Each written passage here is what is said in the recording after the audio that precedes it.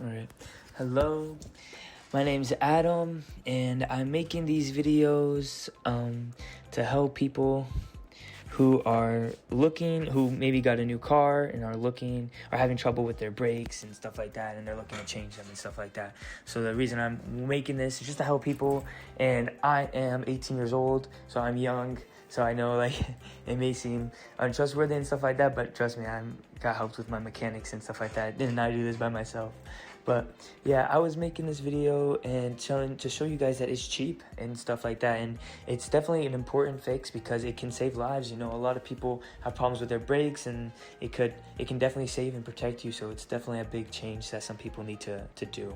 So I have a 2007 Altima. It's old now, really old car and stuff like that. So when I got this car, I was like, first thing I need to do is change my brakes and rotors, my brake pads and my rotors, so that, you know, I can be confident in my braking and stuff like that. Because even though it's an old car, you know, it still drives good and everything, but I would like to, you want that safety, you know what I'm saying? So it's cheap too. That's why I wanted to change it by myself. But of course I need to learn and stuff, because it can be seen really discouraging. People do not want to put their own brakes lives in their hands, especially when they don't have a lot of experience. But it's really one of the easiest changes I feel like you can do for your car. And it's very inexpensive, honestly, compared to labor and cost and time that you do if you would give it to a normal dealership and stuff like that. So it's definitely not hard, and it's better when you get into future cars for your family and stuff like that. If you learn how to do it, you can save compounding, basically, depending on how many family members you have and stuff like that. And as long as their cars aren't like complicated, you can do all their brakes and stuff like that. You know, maybe they can even pay you and you can make money for it. So it's really cool. And it's definitely important for old cars to know, especially if, you know, you get yourself a good price for an old car and you're like, oh, it's fine and stuff like that. But it's definitely good to know for that and stuff like that. So where and what to buy. So you're gonna need to buy brake pads and rotors, and lube, and a brake decompressor. Those are basically the four things you need, separate from the tools if you don't have the tools and stuff like that.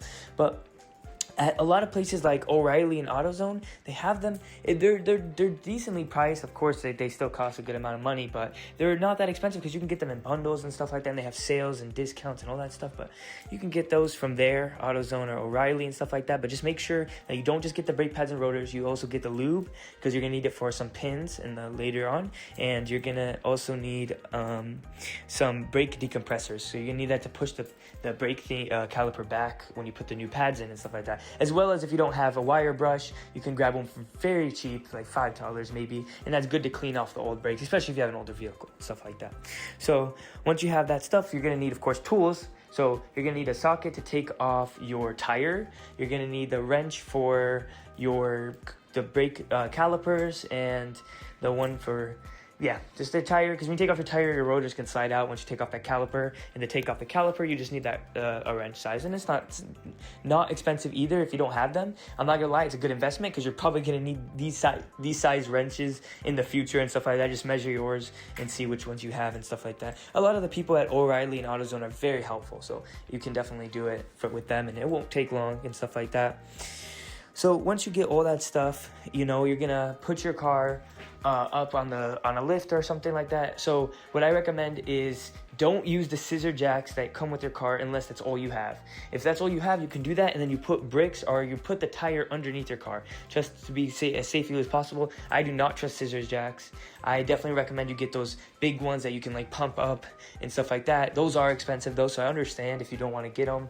I mean, maybe in the future, definitely invest in them. But if you all you have is a scissor jack, that's fine. What you can do is just lift the car up with the scissor jack, and then put bricks underneath it, put something underneath it to protect you, and make sure it's something sturdy, nothing like soft or light or can be pushed around and stuff like that. So in this video, I have my car on a lift, and I'm actually at a mechanic shop. So I did not know how to do this stuff, and I was blessed with knowing mechanics, so they are gonna help me and stuff like that. But I'm making this to show you guys that even if you don't know mechanics, you can definitely do it by yourself and stuff like that. So what you're gonna see in this video is this first clip I have of me showing you the back of, this is my rear caliper, taking it off and stuff like that. And I'm trying to take off the bolt for the caliper and stuff like that. But so like I said, my car's really old and it's from up north. So something you definitely need to know about up north cars is it gets really cold up there, and the salt on the road, they put it there so that the roads don't get icy, and then that gets underneath your car, and then salt is really good at corroding metal. So, and the person that had my car before, and this is especially why I wanted to change my brakes, is because they didn't really do any changes like these to their car, right? So I needed a lot of help. Actually, most of this video, you're gonna see a lot of help just taking off the rusty bolts, or for some reason, my car, it was so hard to get some of these bolts out, even on a full lift. So good luck to you guys. We're trying to take them out. Hopefully your guys' car's easier, especially mine doesn't have suspension, so it's really like lowered and stuff like that. So I'm taking off the caliper here in this first clip here, taking off the caliper. And then here's what happens. So you see the caliper hanging, that's really bad. So I go back and I pick it up. So you're gonna wanna make sure you pick that up, right? So I take off the caliper, and then we take off the old rotor.